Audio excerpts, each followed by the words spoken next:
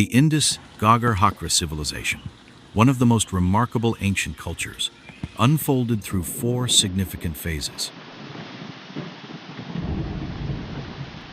Beginning around 2800 BCE, the urbanization of the Ghaggar-Hakra River Valley laid the foundation for a sophisticated society. By 2500 BCE, this civilization saw the emergence of its most dominant cities, Harappa, Mohenjo-Daro, Rakhigarhi, and Ganweriwala. They became centers of innovation and influence.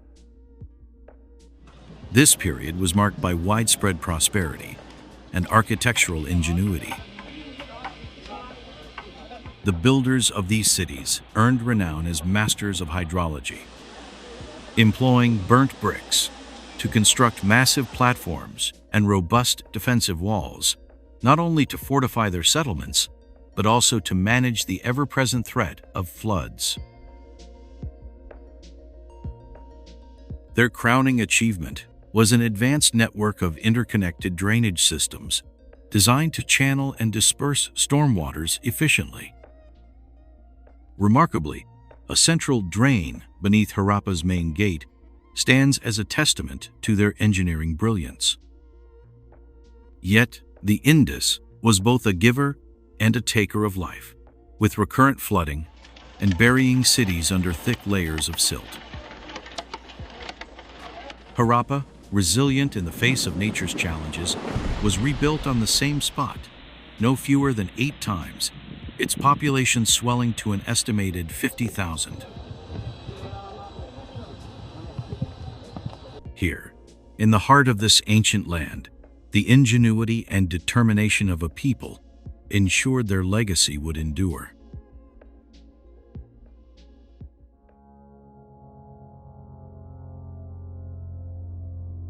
The Indus Ghaggar-Hakra Civilization was home to cities with specialized purposes, each showcasing remarkable ingenuity adapted to its environment.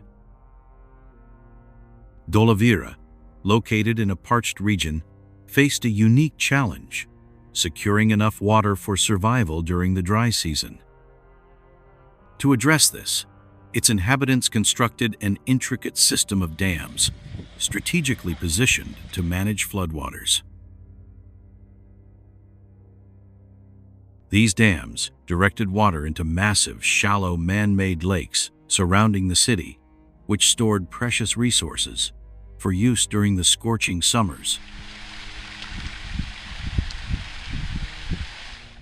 In contrast, the port city of Lothal focused on maritime activity. Engineers built a large rectangular tank, connected by a sluice system, which allowed water to flow in and out.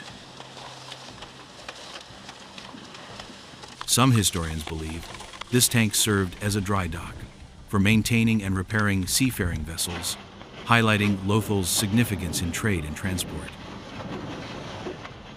These specialized cities reveal the extraordinary adaptability of the Indus people, who tailored their urban planning and hydrological solutions to overcome diverse environmental challenges, ensuring their civilization's resilience and prosperity.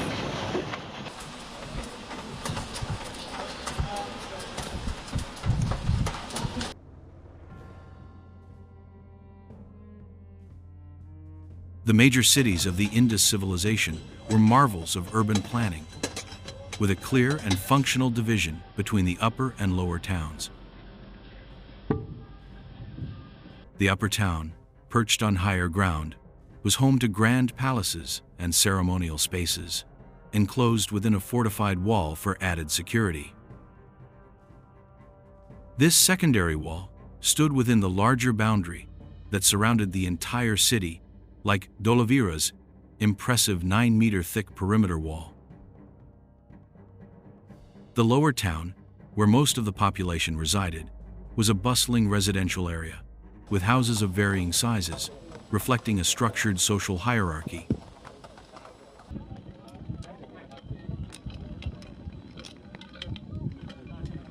Burials typically took place under mounds, just outside city limits, further highlighting their organized approach to life and death. Remarkably, despite the evident presence of a ruling elite, the Indus cities showed no signs of centralized kingship or monumental temples.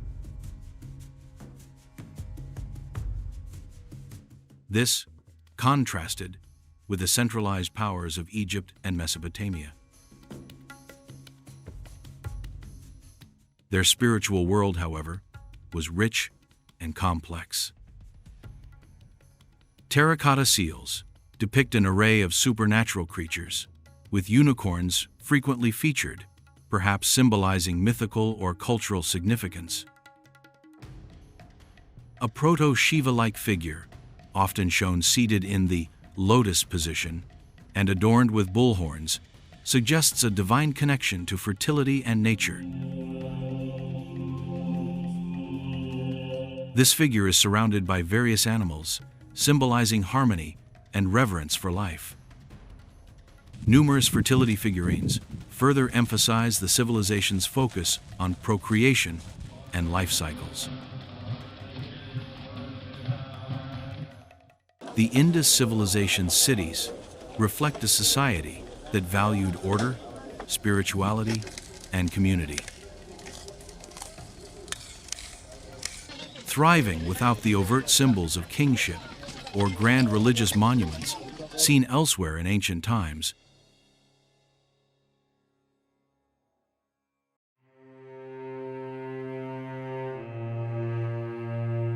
In the early 2nd millennium BCE, the Ghaggar-Hakra River, the lifeline of the Indus civilization, began to dry up. Scholars debate the reasons, but a significant earthquake in the Himalayas likely played a pivotal role. The quake caused one of the river's key tributaries to divert its course, flowing instead into the Indus River. This left the Ghaggar-Hakra increasingly depleted, its waters forming an inland lake that briefly supported a flourishing maritime community. Over time, this lake too vanished, leading to the abandonment of the entire region. The drying of the river marked the beginning of a profound transformation as communities dispersed in search of new opportunities. Many are believed to have migrated eastward, establishing settlements along the fertile plains of the Ganges River. Others may have journeyed westward, possibly reaching Assyria and contributing to disruptions that resonated as far as Egypt.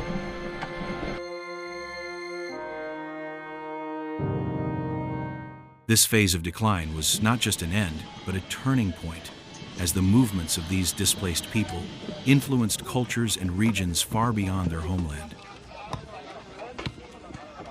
It illustrates how environmental changes can reshape civilizations and alter the trajectory of human history.